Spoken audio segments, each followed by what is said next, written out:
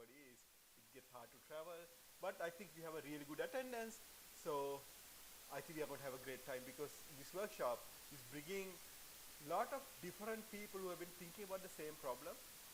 And also I feel like with machine learning, sparsity getting very close to becoming a huge big thing.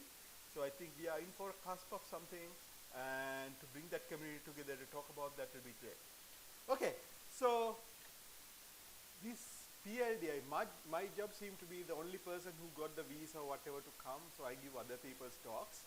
So Jeon is actually from South Korea, but he decided not to come. So I'm giving his talk. Okay, so part of this is, it's great that everybody has been talking about sparsity. There's a lot of work in here. But how close are we to real? How close are we going to get performance? So if you look at kernels, sparsity is not just this one thing. There's a mix of kernels. Oops, what happened? Sorry. For some reason.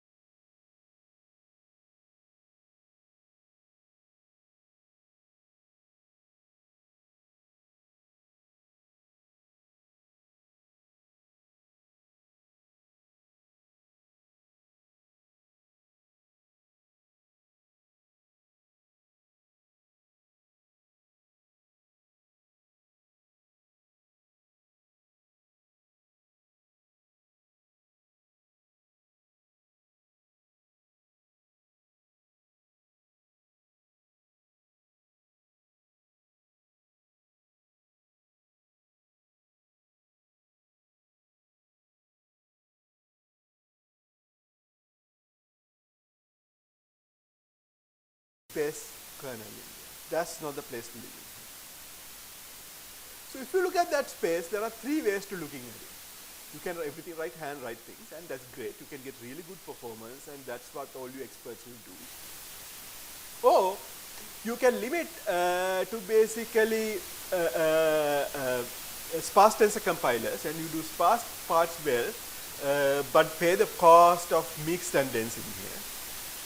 Or you can use dense compilers where you will do the dense stuff well, but not sparse. So in this talk, what we are trying to do is we want to add more sparsity support to the dense compilers and use them. So can we leverage these dense compilers in there? That has been a lot of research and work has gone into. And we can code gen for very fast kernels in here. But it doesn't support sparse formats. So the first thing is, can we reinterpret the sparse format as multiple dense arrays? Because in fact that's how sparsity is stored, as multiple dense arrays. So what you can do is we can take a dense compiler in here. Can you do something before dense that takes the sparse code and convert it to fit into dense compiler? So here's a very simple example, SPMM, using this sparse kernel here. And of course this is too abstract, you don't know what it is. On the other hand, the sparse kernel can be represented using many different representations, CO, ELL, and CSR. And if you use something like a CO format, you have 3 arrays, and here's the computation you go through with the arrays. You will go get this, what index you're working on right now, dense ones, and then do the computation. And you can write it using Einsums that actually deal with indirection. So instead of Einsum doing directly, you can use indirection in Einsum. So this computation, basically this MK val, these are indirect stuff, you can directly inline them into the Einsum and you can say do Einsum here. So you can actually write this as an indirect Einsum equation. So if I have indirection and Einsum, voila, I got the same computation. And this is that, that's a CO with indirect Einsum. And if you have ELL format, again, some crazy looking Einsum, but you can express that as Einsum that directly do indirection. So, little bit of a side talk here, that's great. Now we can write our sparse computation using indirect Einsum. But we have dealt with formats here. So we can categorize formats into 2 types. There are fixed length formats, something like CO format, where loop bounds are fixed. And there are other formats that are variable blocks, that are data dependent loops in here. The thing about that is dense tensors don't know anything about this.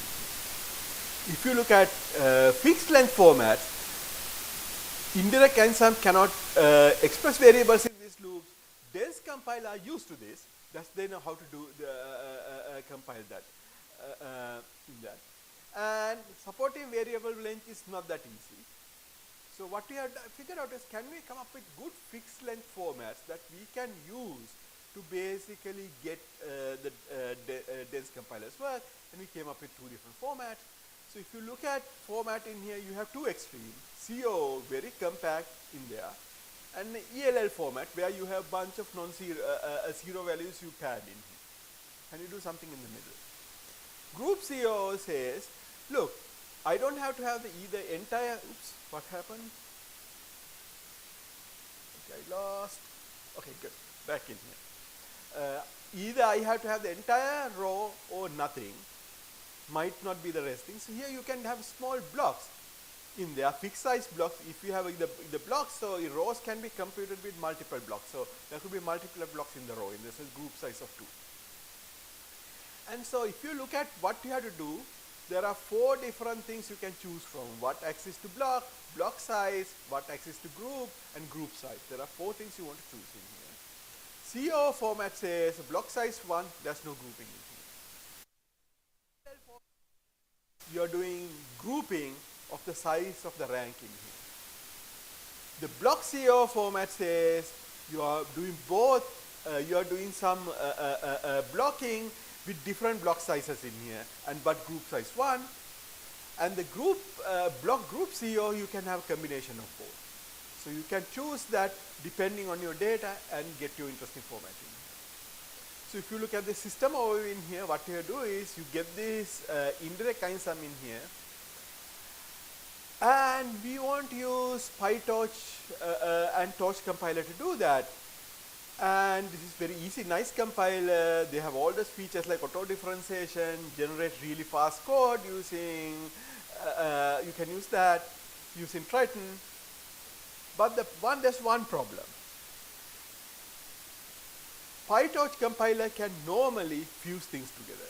But they are very smart because they have handwritten code for matrix multiply. So if you look at matrix, anything looking like matrix multiply, they don't fuse. They directly generate code. So matrix multiply get generated as a gather, compute, scatter operation. And then basically do a separate gather, separate compute, separate scatter. So that doesn't work that well in here. They don't fuse matrix multiply and in there. So because they think their handwritten code is better, and people only want to do matrix multiply. So that's why you're going to end up in here. This handwritten matrix multiply call and scatter and gather. What we had done is we have hacked the Triton compiler to not directly generate handwritten this matrix multiply do that. Can we actually generate the code in here? So what we have done is we can actually generate a fuse matrix multiply, go down and directly call the Tensor Core to basically do that. And in fact, even if you do simple matrix multiply, we get similar speed up as the handwritten code. So let me finish by doing a couple of evaluations. So these are all run on RTX 3090 and we use the appropriate fixed length format. So the interesting thing is for all these kernels out there, structured sparse matrix, unstructured, tensor product, sparse convolution, jagged matrix multiply, there are libraries that just do that. Oh, that's the main thing in there. And those libraries, the line of code to do that is large, from few hundred to few thousand. Neat thing about doing it using this indirect Einsum is everything is single line. Okay, so you can take a 2000 lines of code and write it in a single line. That's really, really cool because you are doing the indirect Einsum. And performance is not that bad also. So only unstructured SPMM we are a little bit slow. Other stuff we are actually beating these hundreds of lines of handwritten code in doing. So significantly less code, much better performance.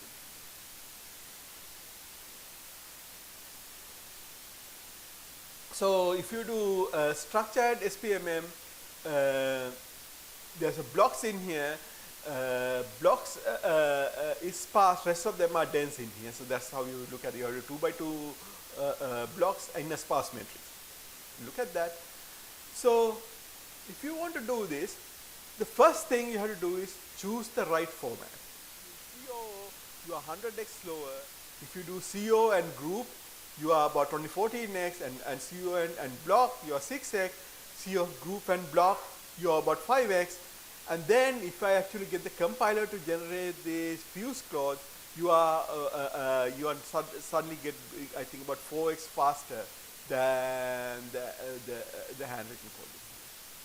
So part of this is trying to get sparsity on the hands of people who are using dense. Something like Taco and Finch and a lot of other systems are going for full sparsity, all the sparsity features, bells and whistles in there. But I think people in machine learning, they are not looking for bells and whistles yet. They want to do few things very, very, very good. And they want to also make that integrated into their existing system. And this is what this is able to do. What's this able to do? This is able to do is treat the dense part as it is, keep the full performance that you can get. But if you have one or two sparse things, I can incorporate that into the entire system without losing the performance of the dense and also get fairly good performance for sparse. In the same tool chain, things like machine learning community is familiar with. So we don't have to ask them to go do something new. They are still in PyTorch tool chain. They are doing exactly what they do. But now with few things, they can start playing with sparsity and get good performance sparsity. Okay, let me stop here. I guess we have questions at the end in the panel.